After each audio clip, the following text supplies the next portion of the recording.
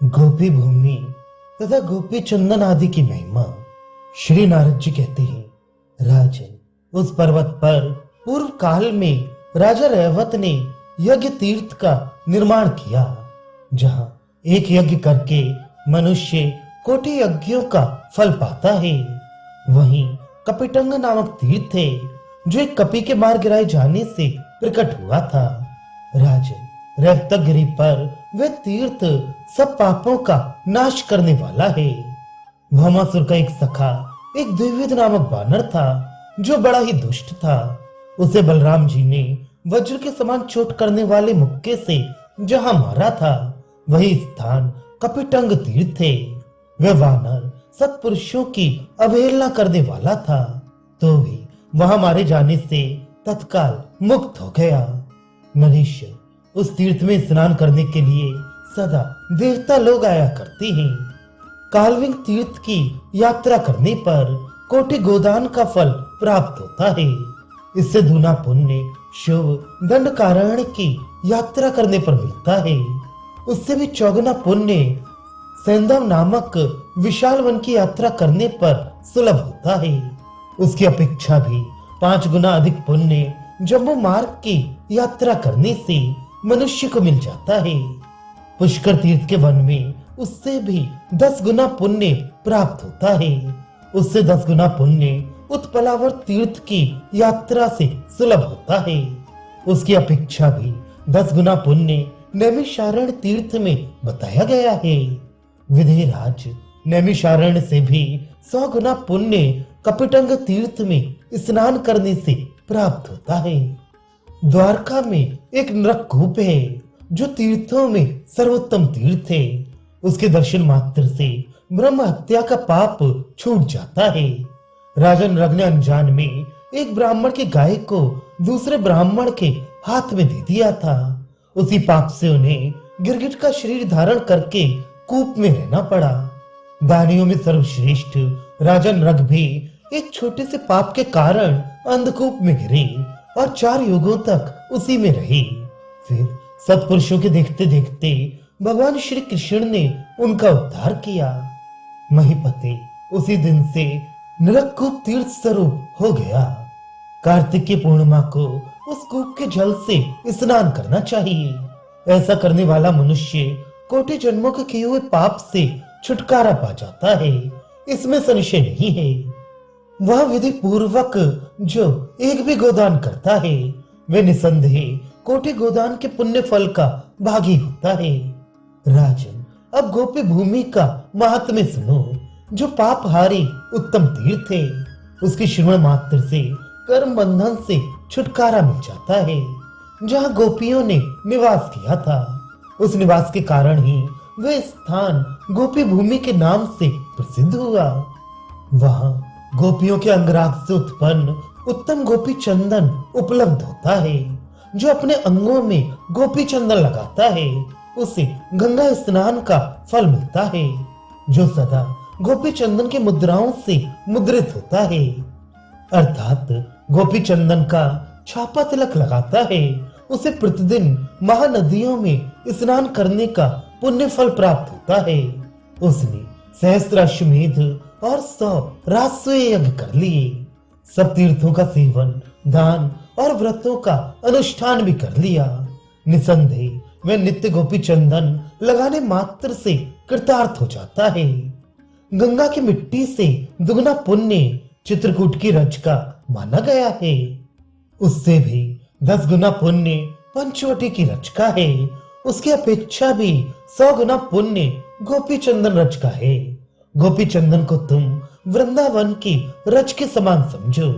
जिसके शरीर में गोपी चंदन लगा हो, वह सैकड़ों पापों से युक्त हो, तो भी उसे यमराज भी अपने साथ नहीं ले जा सकते। फिर यमदूतों की तो बात ही क्या है। पापी होने पर भी जो पुरुष प्रतिदिन गोपी चंदन का तिलक धारण करता है, वह श्री हरि के गोलोक धाम में जाता है, जहाँ प्राकृत गुणों का प्रवेश नहीं है। सिंधु देश का एक राजा था, जिसका नाम दीर्घबाहु था। वह अन्यायपूर्ण जीवन बिताने वाला, दुष्टात्मा और सदा वैश्य संग में रत रहने वाला था। उसने भारतवर्ष में सैकड़ों ब्रह्म हत्याएं की थी। उस दुरात्मा ने 10 गर्भवती स्त्रियों का वध किया था। उसने शिकार खेलते समय अपने बाण समूहों से कपला गौओं की हत्या की थी। एक दिन वह सिंधी घोड़े पर चढ़कर मृग्या के लिए वन में गया। वहां उसके कुपित मंत्री ने राज्य के लोभ से उस महाखल नरेश को तीखी धार वाली तलवार से उस वन में ही मार डाला। उसको पृथ्वी पर पड़ा और मृत्यु को प्राप्त हुआ देख यम के सेवक बांधकर परस्पर हर्ष प्रकट करते हुए उसे यमपुरी ले गए। उस पापी को सामने खड़ा देखकर बलवान यमराज ने तुरंत ही चित्रगुप्त से पूछा, इसके योग्य कौन सी यातना है? चित्रगुप्त ने कहा, महाराज, निसंदेह से 84 लाख नरकों में बारी बारी से गिराया जाए और जब तक चंद्रमा और सूर्य विद्यमान है तब तक यह नरक का कष्ट भोगता रहे। इसने भारतवर्ष में जन्म लेकर एक क्षण भी कभी पुण्य कर्म नहीं किया है। इसने 10 गर्भवती स्त्रियों के और असंख्य कपला गौओं की हत्या की है। इसके सिवा वन्य पशुओं की हत्या तो इसने हजारों की संख्या में की है। इसलिए देवता और ब्राह्मणों की निंदा करने वाला ये महान पापी है। नारद जी कहते हैं, राजन, उस समय यम की आज्ञा से अमदूत उस पापात्मा को लेकर कुंभीपाक नरक में ले गए, जिसका दीर्घ विस्तार 1 सहस्त्र योजन का था। वहां विशाल कढ़ा में तपाया हुआ तेल भरा था। उस खौलते हुए तेल में फेन उठ रहे थे। यमदूतों ने उस पापी को उसी कुंभीपाक में गिरा दिया। उसके गिरते ही वहां की प्रलयाग्नि के समान प्रज्वलित अग्नि तत्काल शीतल हो गई। विदेहराज, जैसे प्रहलाद को खौलते हुए तेल में फेंकने पर वह शीतल हो गया था, उसी प्रकार उस पापी को नरक में गिराने से वहां की ज्वाला शांत हो गई। यमदूतों ने उसी समय यह विचित्र घटना महात्मा यम को बताई। चित्रगुप्त के साथ धर्मराज बड़ी चिंता में पड़े और सोचने लगे, इसने तो भूतल पर क्षण भर भी कभी कोई पुण्य नहीं किया है। नरेश्वर, इसी समय धर्मराज की सभा में व्यास जी पधारे। उनकी विधि पूर्वक पूजा करके परम बुद्धिमान धर्मात्मा धर्मराज ने उन्हें प्रणाम करके पूछा।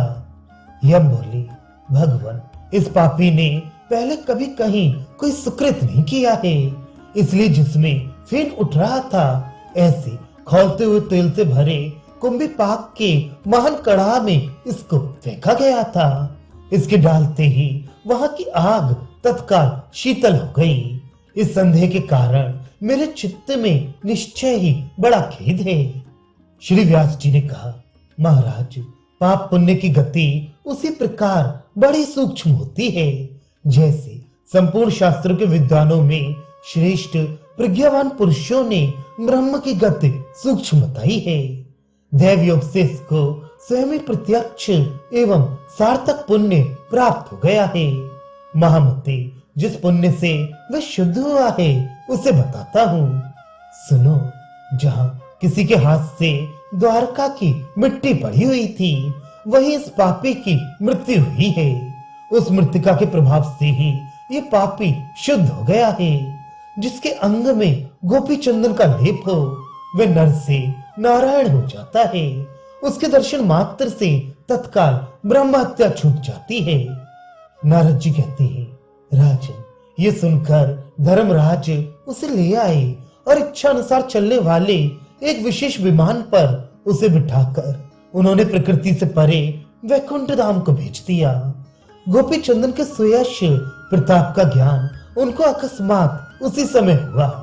राजन, इस प्रकार मैंने तुम्हें गोपी चंदन की महिमा बताई। जो श्रेष्ठ मनुष्य गोपी चंदन के इस महात्म्य को सुनता है वह महात्मा श्री कृष्ण के परम धाम में जाता है।